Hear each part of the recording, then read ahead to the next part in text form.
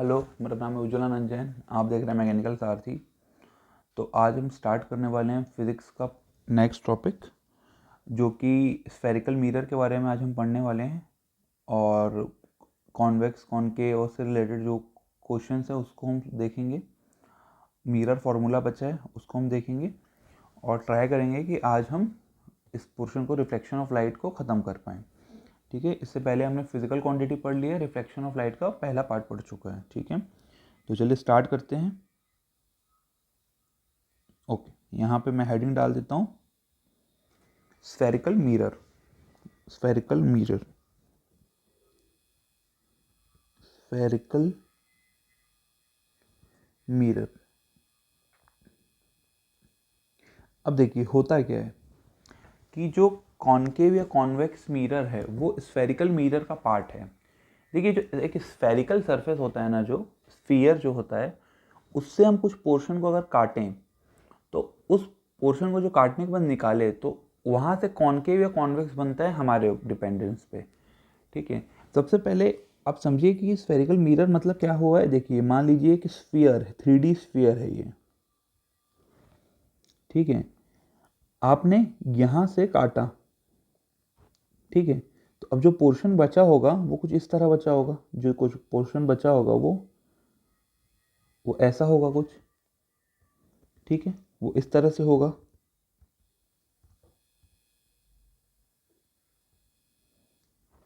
ऐसा। ठीक है, तो ये जो पोर्शन है, ये जो पोर्शन है, ठीक है, ये जो पोर्शन है ये है क्या। देखिए, ये जो इसका पार्ट है इसको हमने तोड़ा, तो ये अगर आप इसको सामने से देखेंगे ना, इस ये मैंने अभी साइड से देखा, इसको मैं सामने से अगर आप देखेंगे तो ये कुछ सर्कल जैसा दिखेगा आपको। ये कुछ सर्कल जैसा दिखेगा। तो ये जो स्फेरिकल पार्ट है ना, ये स्फेरिकल मिरर का ही पार्ट है। उसको ही काट के आपने बनाया। तो अगर लाइट गड्ढे में जा रही है तो वो केव हो जाता है, कॉनकेव मैंने आपको बताया था। और अगर उभरे पोर्शन पे आ रहा है तो कॉन्वेक्स है। तो इसी से हमने स्फेरिकल मिरर बनाया। ठीक है, तो जो आपने पोर्शन काटा है उसकी कुछ कुछ चीज़ें होंगी। मान लीजिए ये स्फीयर का सेंटर सी है, ये जो स्फीयर है सेंटर सी है। ठीक है, तो अगर मैं अब यहाँ पे स्फेरिकल मिरर को 2D में ड्रॉ करूँ तो ये मान लीजिए स्फीयर है, ये स्फीयर है मान लीजिए। ठीक है, सो ये जो है ये उसकी एक्सिस है, जिसको हम प्रिंसिपल एक्सिस बोलते हैं। मैं भी सारी चीज़ें लिखाऊंगा, पहले आप देखिए ये होता क्या है। ये जहाँ पे कटती है उसको हम पोल बोलते हैं, पी। जो सी है, जो सी है वो एक्चुअल में स्फीयर का सेंटर है, जिसका मिरर पार्ट था। वो स्फीयर से अपने मिरर को काटा है ना, तो ये जो सी है ना, सेंटर ऑफ कर्वेचर या सेंटर ऑफ कर्वेचर जहाँ से आप माने हैं, वो एक्चुअली स्फीयर का सेंटर है। ये मैंने ड्रॉ किया, देखिए स्फीयर में ड्रॉ किया इसको। तो स्फीयर का सेंटर था जिससे आपने वो मिरर को काटा होगा। ठीक है, अब ये इतना हो गया। तो यहाँ से जो डिस्टेंस होती है पोल तक की, सेंटर ऑफ कर्वेचर से पोल, उसको हम आर बोलते हैं, रेडियस ऑफ कर्वेचर। ठीक है, अब मैं एक एक करके ये सारी चीज़ें लिखाऊंगा। जो 3 चीज़ें आपको मैंने पहले बताई है, उसके बाद हम अगली इंपॉर्टेंट चीज़ें देखेंगे। सबसे पहले सेंटर ऑफ कर्वेचर, हमने इसको किससे लिखा है, सी से। सेंटर ऑफ कर्वेचर और सेंटर ऑफ पोल में डिफरेंस है। सेंटर ऑफ कर्वेचर क्या है, सेंटर ऑफ, ये स्फीयर का सेंटर है, of which mirror is part. जिस मिरर, वो जो स्फीयर का पार्ट था जो हमारा मिरर है, उसका जो सेंटर है उसको हम सेंटर ऑफ कर्वेचर बोलते हैं, दैट इज सी। ठीक है, क्लियर। अब अगला point, radius of curvature.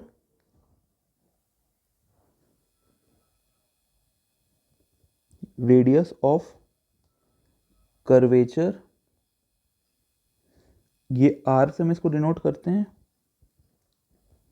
Radius of curvature क्या है, सिंपली डिस्टेंस है ये एक प्रकार से। तो ये क्या है, रेडियस ऑफ स्फीयर। वही स्फीयर जिसका मिरर पार्ट है।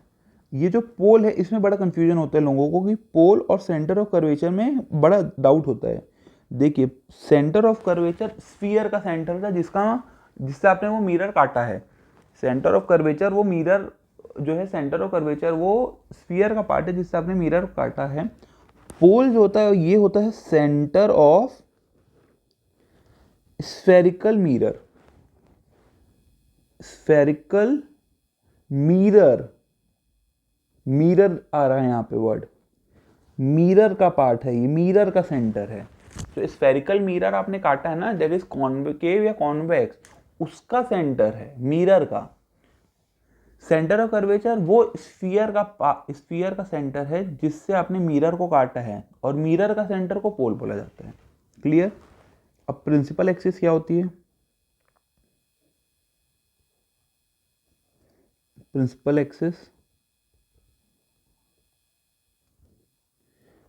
ये क्या होता है? स्ट्रेट लाइन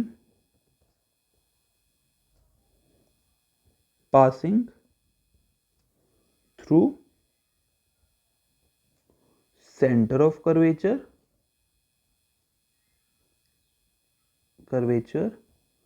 एंड द पोल।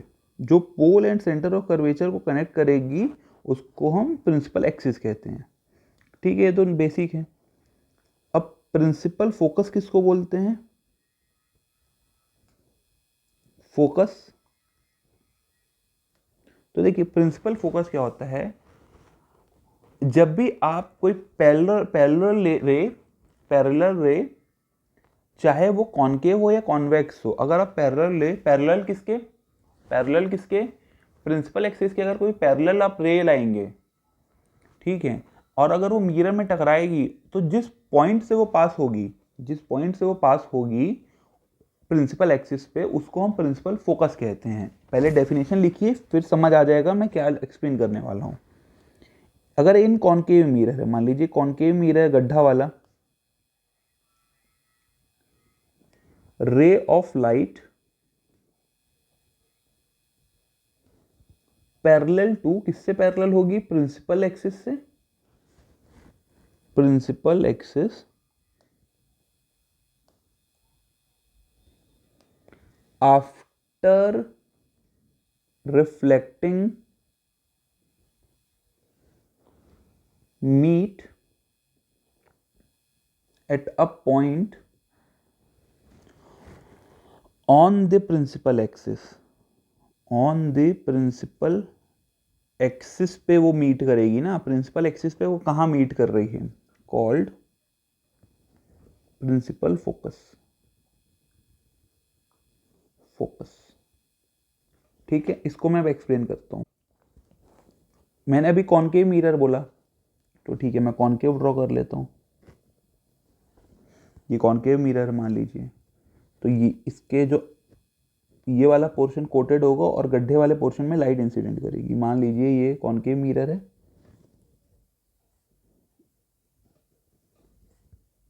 ये जो है ये पोल से पास होगी और सेंटर ऑफ कर्वेचर से पास होगी। क्लियर है? यही होता है, ये प्रिंसिपल एक्सिस हुई, ये एक्सिस हुई। अब हम क्या बोल रहे हैं कि वो जो रे आएगी वो प्रिंसिपल एक्सिस के पैरेलल आएगी। तो प्रिंसिपल एक्सिस के पैरेलल अगर मैं बोलूं तो ये हो सकती है वो रे,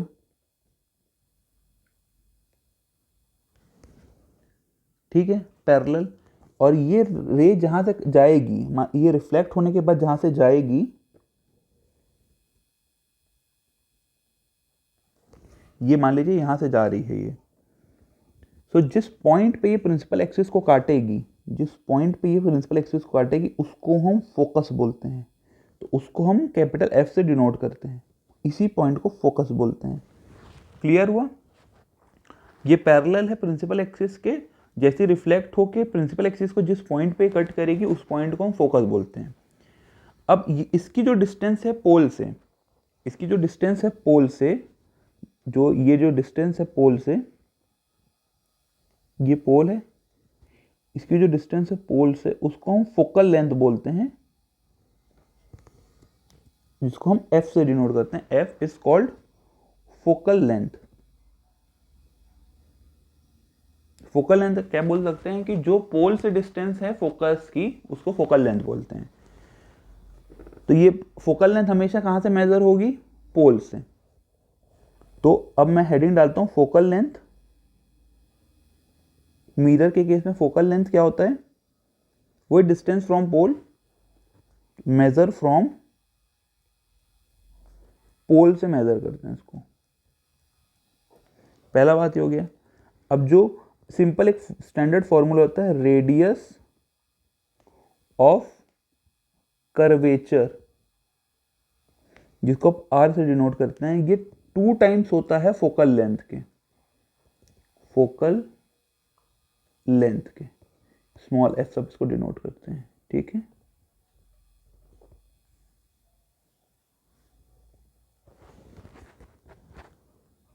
क्लियर हो गया? ओके, अब यहां तक आपने समझ लिया। ठीक है, अब आगे देखते हैं। ठीक है, हमने सारे जो इंपॉर्टेंट पॉइंट्स थे उसको हमने पढ़ लिया। अब अगर आपको मिरर बनाना है स्फेरिकल, अगर आपको इमेज बनाना है स्फेरिकल मिरर में, तो आपको कुछ स्टैंडर्ड लॉ हैं वो पता होना चाहिए, तो आप इजीली ड्रॉ कर लेंगे। ठीक है, तो अब मैं लिखता हूं यहाँ पे reflection by spherical mirror. Reflection by spherical mirror. Spherical mirror से जो रिफ्लेक्शन होता है उसके बारे में हम पढ़ लेते हैं एक बार। तो देखिए, लॉ, कुछ इंपॉर्टेंट लॉ हैं जो आपको पता होने चाहिए। मान लीजिए अगर इन अ कॉन्वेक्स मिरर, अगर मिरर कॉन्वेक्स है तो a ray of light parallel to principal axis. ठीक है, अगर लाइट प्रिंसिपल एक्सिस के पैरेलल होगी, सो आफ्टर रिफ्लेक्शन, अब आप मुझे बताइए वो कहां से पास होगी? Appear to diverge. ठीक है, ये एक एक्स्ट्रा चीज है जो हम जब ड्रॉ करेंगे आप पढ़ेंगे, और उसका जो एक्सटेंशन होगा वो फ्रॉम दी फोकस से अगर आप देखेंगे तो लगेगा कि वो डाइवर्ज हो रही है। ठीक है, ये पॉइंट हुआ। Second, in a convex mirror a ray of light directed towards focus after reflection goes parallel to the principal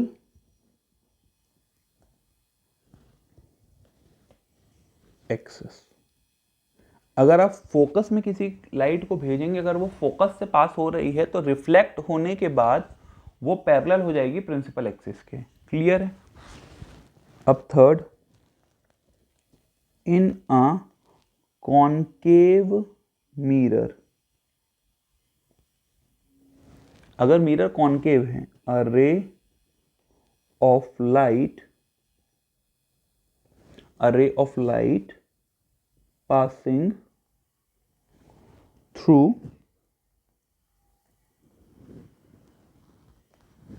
the center of curvature after reflection back along the same direction। इस point का मतलब क्या है कि अगर कोई भी centre of curvature से लाइट पास हो रही है, इंसिडेंट रे का सेंटर ऑफ कर्वेचर से पास हो रहा है तो वो रिफ्लेक्ट होने के बाद उसी डायरेक्शन में वापस निकल जाएगा। देखिए, अगर कोई पैरेलल आता है, इंसिडेंट रे पैरेलल होती है, तो रिफ्लेक्ट होने के बाद फोकस से तीन मेन चीज आपको पहले याद करनी है। तीन चीज आपको याद करनी है। क्या? अगर कोई रे पैरेलल है तो वो किससे पास होगी? फोकस से। अगर कोई रे फोकस से इंसिडेंट हो रही है मिरर पे तो वो आफ्टर रिफ्लेक्शन वो पैरेलल हो जाएगी। उल्टा होता है दोनों में। एक थर्ड पॉइंट आपको याद रखना है कि अगर सेंटर ऑफ कर्वेचर से कोई रे पास हो रही है तो रिफ्लेक्ट होने के बाद वो सेंटर ऑफ कर्वेचर से ही निकल जाएगी बाहर। ठीक है? तो सेंटर ऑफ कर्वेचर से अगर रे आ रही है तो सेंटर ऑफ कर्वेचर से वो बाहर चली जाएगी। अब हम कॉनकेव मिरर का अलग अलग केस देखते हैं। कॉनकेव मिरर, कॉनकेव मिरर के कुछ केसेस हैं जो आपको पता होने चाहिए। ठीक है, अब इसको हम समझते हैं। पहला, अगर ऑब्जेक्ट है जो वो एट इन्फिनाइट हो, मतलब ऑब्जेक्ट जो है वो इन्फिनाइट पे हो, बहुत दूर हो, बहुत दूर। कितना दूर? बहुत दूर। ठीक है, तो जब भी कोई इन्फिनाइट से रे आती है तो वो पैरेलल टू प्रिंसिपल एक्सिस होती है। इन्फिनाइट से कोई भी रे आती है तो प्रिंसिपल एक्सिस के पैरेलल ट्रेवल करती है। तो चलिए देखते हैं, इसको ड्रॉ करके ट्राई करते हैं कि क्या कंक्लूजन निकलता है। ठीक है, ये मान लीजिए, अच्छा इसको मैं अच्छे से ड्रॉ कर देता हूं।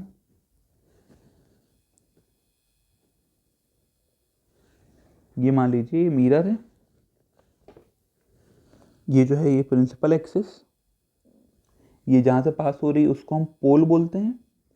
ये मान लीजिए सेंटर ऑफ कर्वेचर है, ये मान लीजिए फोकस है। क्योंकि देखिए ये centre of curvature focus fix होता है ना, 2 × f होगा रेडियस ऑफ कर्वेचर, तो जो रेडियस ऑफ कर्वेचर उसका हाफ फोकल लेंथ हो जाएगी, तो ये f फिक्स्ड है। अब जो ऑब्जेक्ट है वो इन्फिनाइट पे है, तो ऑब्जेक्ट जो है वो इन्फिनाइट पे है। सो अब जो रे होगी वो पैरेलल होगी, वो पैरेलल आएगी। ठीक है, और वो रिफ्लेक्ट होने के बाद पैरेलल रे कहां से पास होती है? फोकल लेंथ से। ठीक है, कोई भी इन्फिनाइट रे होगी, अगर यहां से भी है तो वो पैरेलल आएगी, और वो रिफ्लेक्ट होने के बाद कहां से पास हो जाएगी? फोकल लेंथ से या फोकस से। ठीक है,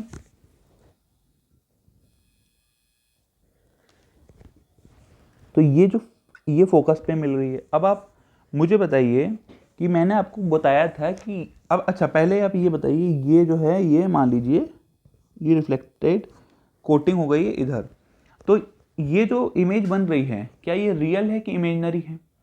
क्या रे रियल में एक दूसरे को कट कर रही है या इमेजनरी में कट कर रही है या एक्सटेंशन पे कट कर रही है? देखिए यहाँ पे जो इमेज बनेगी वो रियल बनेगी। क्यों? क्योंकि जो रे है वो रियल में एक दूसरे को कट करेगी, क्योंकि रे जो है वो एक दूसरे को रियल में कट करेगी, तो यहाँ पे जो इमेज बनती है वो रियल बनती है। अच्छा, मैंने जो बताया था जो रियल इमेज बनेगी वो हमेशा इन्वर्टेड बनेगी, वर्चुअल इमेज हमेशा इरेक्ट सीधी बनती है। वर्चुअल जो होता है वो सीधा होता है, रियल जो होता है वो उल्टा होता है। ठीक है, तो यहाँ पे जो इमेज बनेगी वो किस तरह से बनेगी वो मैं लिख लेता हूँ। ठीक है, तो यहाँ पे जो इमेज बनेगी वो किस तरह से बनेगी? रियल, एंड जो रियल होगी वो इन्वर्टेड होगी, पहला पॉइंट। सेकेंड पॉइंट क्या होगी? ये इमेज कहां बनेगी? At focus. Third point, highly, ये बहुत अच्छी बात है, हाईली डिमिनिश्ड मतलब बहुत छोटी बनेगी, पॉइंट साइज की, लगभग पॉइंट साइज की। इमेज जो बनेगी वो बहुत छोटी बनेगी, अच्छा, एक जनरल जो होता है इसके लिए एक चीज़ मैं यहाँ लिखा देता हूँ, ये आपको याद रहेगी तो ठीक है। रिफ्लेक्शन ऑफ स्फेरिकल मिरर में जैसे हमने वहाँ लिखा था ना कि वेलोसिटी ऑफ ऑब्जेक्ट अगर u है तो वेलोसिटी ऑफ इमेज 2u होती है। वेलोसिटी अभी ये आपको समझ नहीं आएगा तो पर यहाँ पे लिख लीजिए, अगर मैं आगे बताना भूल गया तो आप जब भी रिवाइज करेंगे पूरा यूनिट तो आगे जो मैं पढ़ाऊँगा u एंड v क्या होता है तो आपको ये क्लियर हो जाएगा। पर एटलीस्ट आप यहाँ पे फॉर्मूला लिख लीजिए, जो वेलोसिटी अब जो इमेज है वो होती है माइनस v बाय यू का square into velocity of object. ये आप अभी याद रख लीजिए, बहुत इंपॉर्टेंट है। v क्या होता है, u क्या होता है, ये हम आगे मिरर फॉर्मूला में पढ़ेंगे तो आपको ये ऑटोमेटिक क्लियर हो जाएगा। इन v by u magnification factor वो सब हम आगे पढ़ लेंगे, ठीक है। ये क्लियर हो गया। अब सेकंड केस, केस 1 क्लियर हो गया। अब केस 2,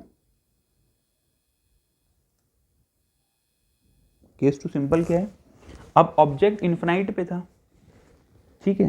तो ये ऑब्जेक्ट इन्फिनाइट पे था, अब क्या होगा, इन्फिनाइट एंड सी के बीच में कहीं ऑब्जेक्ट आ रहा होगा, इन्फिनाइट एंड सी के बीच ऑब्जेक्ट होगा, object between infinite and C, centre of curvature और इन्फिनाइट के बीच में कहीं अब ऑब्जेक्ट आ रहा होगा। अब इसको देख लेते हैं।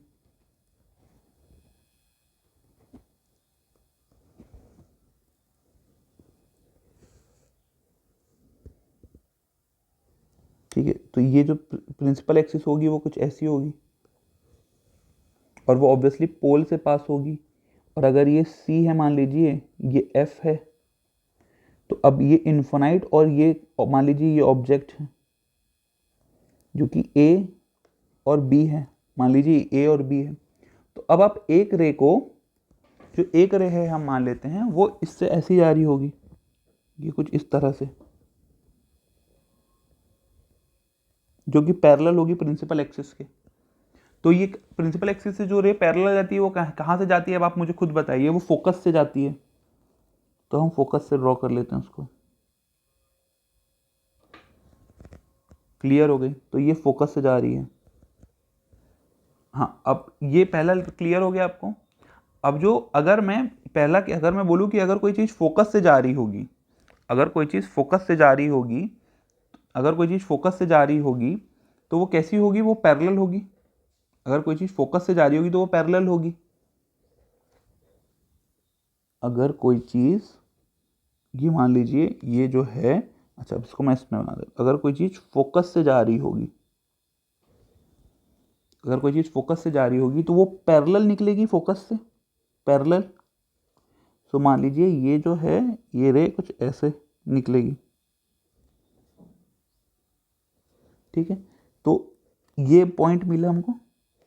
तो अब जो इमेज बनी होगी वो कुछ ये बनी होगी, ये, तो ये ए डैश,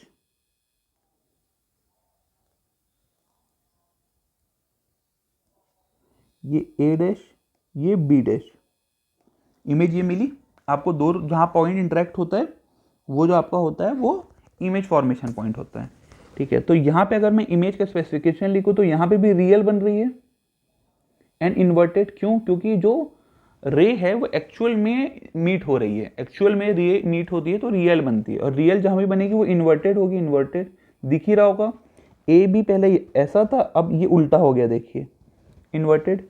अभी भी डिमिनिश्ड बनेगी, छोटी इमेज बनी है। दिख रहा होगा आपको कि ये जो इमेज है, जो ए बी है वो बड़ा है, और ए डैश बी डैश जो इमेज है, मैं यहाँ पे लिख देता हूँ, ए बी क्या है, ऑब्जेक्ट, और ए, क्योंकि आज आपको याद रहेगा कल तो भूल ही जाएंगे, तो ए डैश बी डैश इमेज है। क्लियर? डिमिनिश्ड है।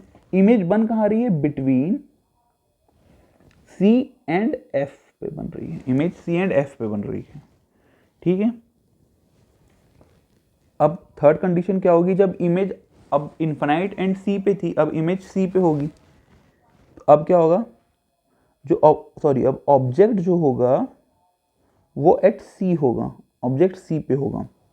देखिए इन्फिनाइट हो चुका है, इन्फिनाइट पे हो चुका है ऑब्जेक्ट, इन्फिनाइट और सी के बीच ऑब्जेक्ट रख के अब सी पे रखेंगे आप ऑब्जेक्ट, सेंटर ऑफ कर्वेचर पे। सो क्या होगा,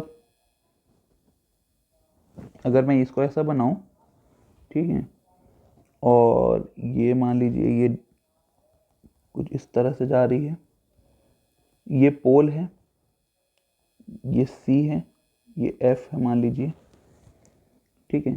सो अब जो, अब ऑब्जेक्ट कहाँ पे खड़ा है, सी पे, ए बी जो है वो सी पे है। अब फिर से चलिए आप रे वाला गेम खेलते हैं। तो अगर सी पे है तो अब सबसे पहला जो होगा वो पैरेलल जाएगी, और पास कहाँ से होगी, फोकस से। ठीक है, अब दूसरा जो रे होगा वो मैं फोकस से पास कर देता हूं।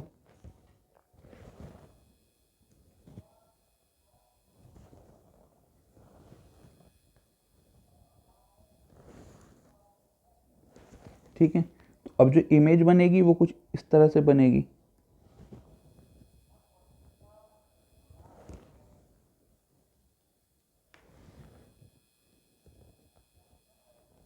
ये ए डैश और यही पॉइंट बी डैश हो जाएगा क्लियरली। तो अभी भी जो इमेज बनेगी आप खुद बताइए, रियल बनेगी एंड इन्वर्टेड बनेगी। पहला पॉइंट एकदम क्लियर। दूसरा, ये इक्वल बनेगी, आप खुद देखिए ये इक्वल है, इक्वल साइज की बनेगी इमेज। तीसरा, ये इमेज कहाँ बनेगी, एट सी।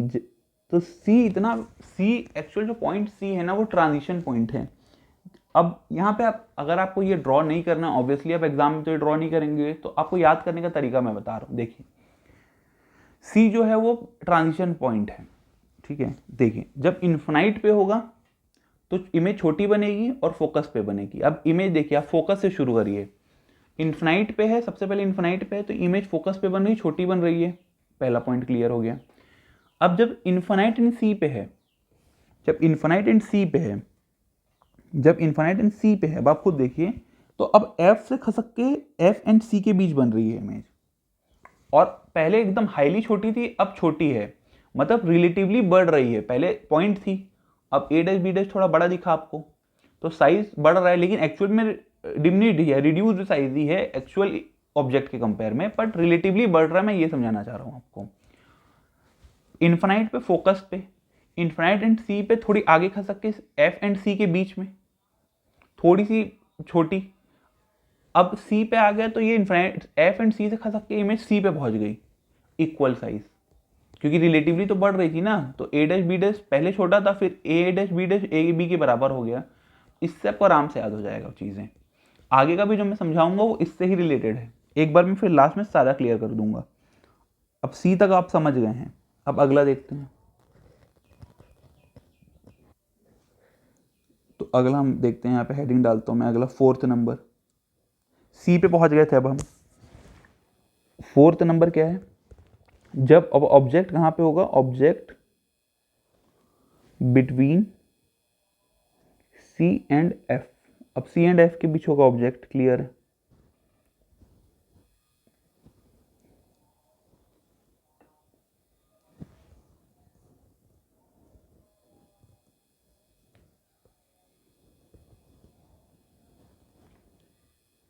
ठीक है, तो ये पॉइंट पोल है, ये सी है, ये एफ है।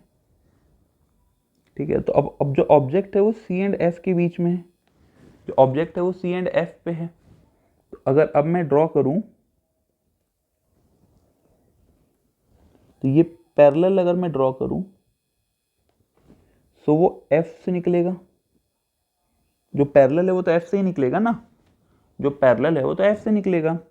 और अगर मैं अब एफ पे ड्रॉ करूं, अब फिर अगर मैं एफ से किसी भी चीज को भेजूं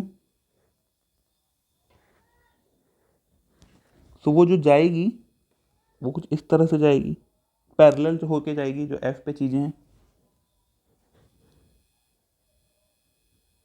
तो ये जो पॉइंट मिल रहा है वो यहाँ मिल रहा है।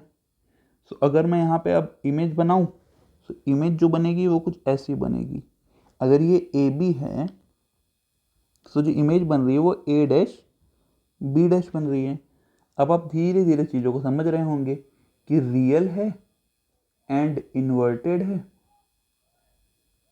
अब अगर जब सी भी थी तो सी पे बनी थी इक्वल, अब अगर सी एंड एफ इधर आगे बढ़ेगी तो इमेज सी के पीछे चली जाएगी, सी एंड इन्फिनाइट पे।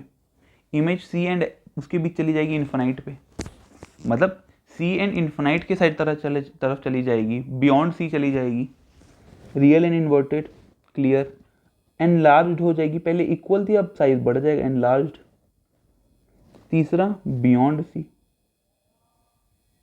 इसको मैग्नीफाइड भी बोलते हैं, मैग्नीफाइड मतलब बड़ा हो जाना, क्लियर। अब 4th हो गया, अब 5th। एक टेबल मैं बनवा दूंगा, उससे आपको सारा चीज क्लियर हो जाएगा। ऑब्जेक्ट अगर फोकस पे होगा तो, ऑब्जेक्ट अगर फोकस पे होगा तो, ये बेहतरीन कंडीशन है, बहुत इंपॉर्टेंट है।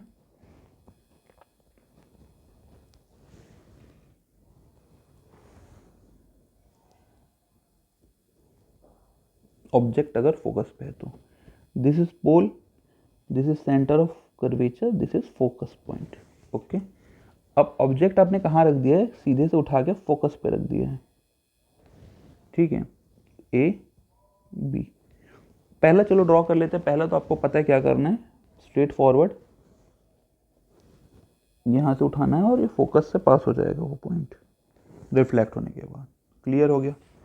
तो पहला कंडीशन तो हो गई, पहली रे तो चली गई। अच्छा, अब दूसरा कंडीशन क्या होगा, यहाँ पे एक छोटा सा कैच होता है, देखिए ये पोल है।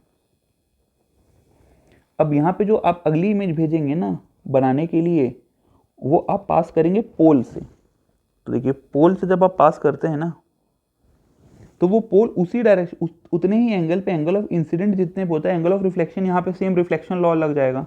तो पोल सब जब भेजेंगे ना, तो ये उसी के लिए वैसे ही ये जाएगा। तो ये कुछ इस तरह से जाएगा,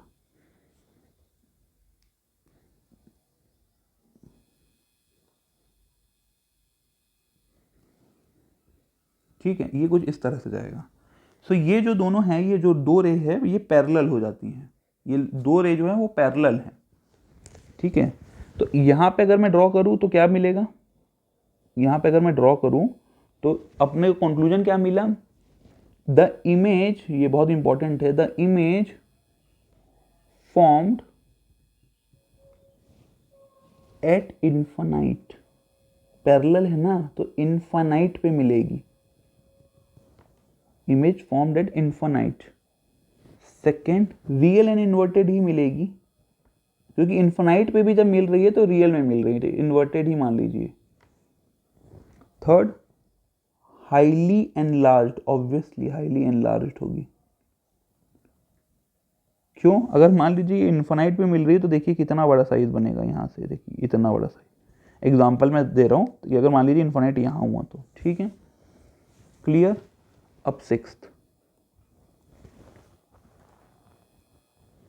अब अगर ऑब्जेक्ट कहाँ पे है, तो फोकस पे इन्फानाइट पे बनती है, आपको पता होना चाहिए, बिटवीन फोकस एंड पोल। अब पी एंड एफ के बीच की बात चल रही है कहानी।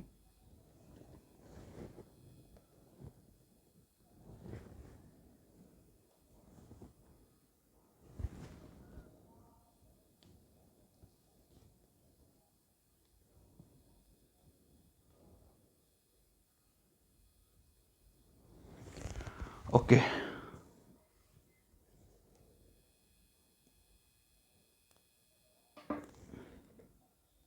ये हो गई, मान लीजिए पोल एंड फोकस के बीच की बात चल रही है कहानी।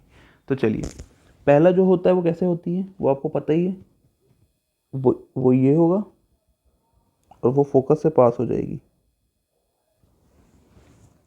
ठीक है, क्लियर, फोकस से पास हो गई पहला। दूसरा अब आप क्या करेंगे, पोल से भेजेंगे,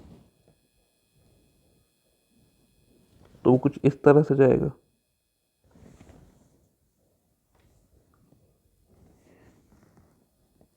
अब ये जो है वो रियल साइड पे डाइवर्जिंग है, जो रियल साइड पे डाइवर्जिंग है, तो ये कहीं मिलेगी, कहाँ मिलेगी, अगर आप इसको मिरर के तरफ एक्सटेंड कर दें तो। कैसे, अगर मैं इसको ऐसा एक्सटेंड कर दूं और इसको ऐसा एक्सटेंड कर दूं, तो ये इस पॉइंट पे मिल जाएंगे, इमेजिनरी पॉइंट पे मिलेंगे।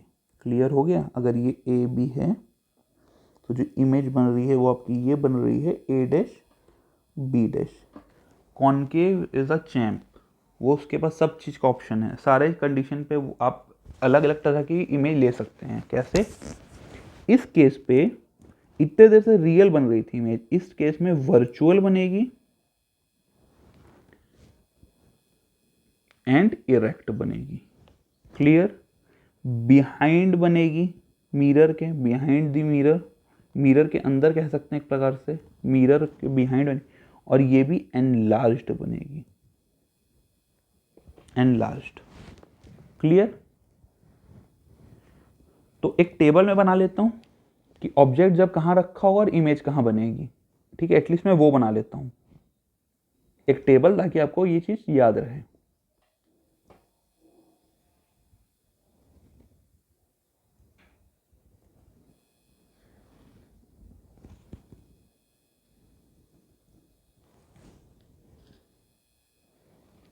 तो ये टेबल, एटलीस्ट ये टेबल तो आप एक बार देख के जाएंगे। कौन से मिरर की बात हो रही है यहां? Concave mirror.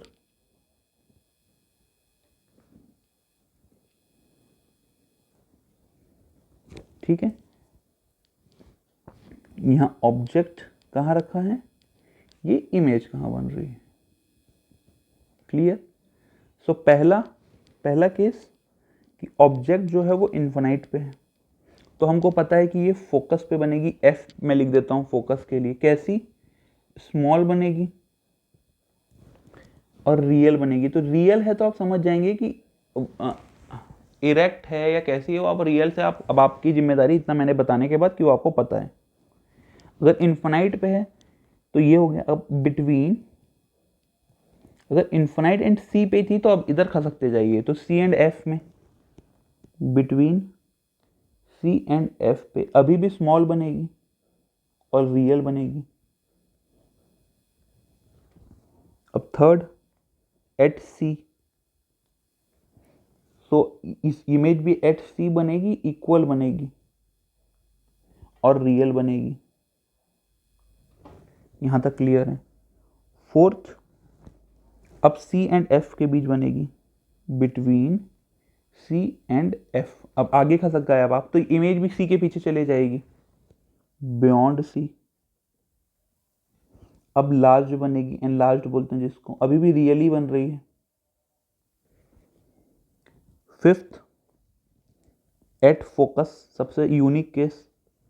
So at infinite, image infinite पे बनेगी अब, सो वेरी लार्ज, और अभी भी real. Sixth, between F and pole के बीच। सो अब ये कहां बनेगी? ये बिग बनेगी। बिग तो बन रही है, लार्ज तो बन रही है, बट इमेजिनरी बन रही है। ठीक है, ये आपको याद होना चाहिए। क्लियर? यहां तक क्लियर है? सो अगर मैं कंक्लूजन निकालूं कि कॉनकेव मिरर में अगर आपसे पूछे कि क्या क्या इमेज बन सकती है, कॉनकेव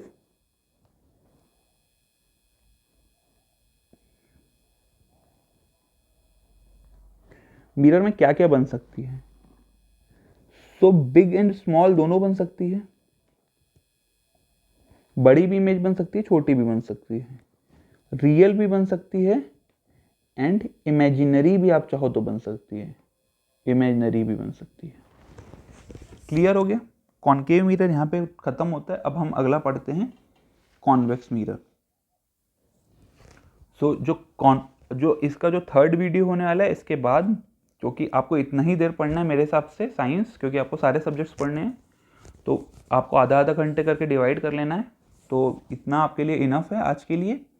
और इसके बाद हम साथ में पढ़ने वाले हैं कॉन्वेक्स मिरर के बारे में, मिरर फॉर्मूला के बारे में पढ़ने वाले हैं, और उससे रिलेटेड कुछ चीज़ें हैं, जैसे कि पर्टिकुलर अगर मैं बोलूँ तो मिरर फॉर्मूला के कुछ क्वेश्चंस हैं, मैग्नीफिकेशन फैक्टर है, और कुछ लाइट के बेसिक फिनोमिनन भी हम देख लेंगे। टिंडल इफेक्ट हो गया, या रेनबो कैसे बनता है, कुछ कुछ बेसिक फिनोमिनन है वो आपको पता होना चाहिए। वो मैं बता दूंगा कि वेवलेंथ का क्या इफेक्ट होता है, एनर्जी कैसे देखते हैं, कुछ थोड़ा लिटिल बिट थोड़ा सा हाइयर साइड है, बट आपको ये पता होना चाहिए। तो इसके बाद वो निपटाते हैं, और तब तक आप लोग तैयारी करते रहिए। All the best.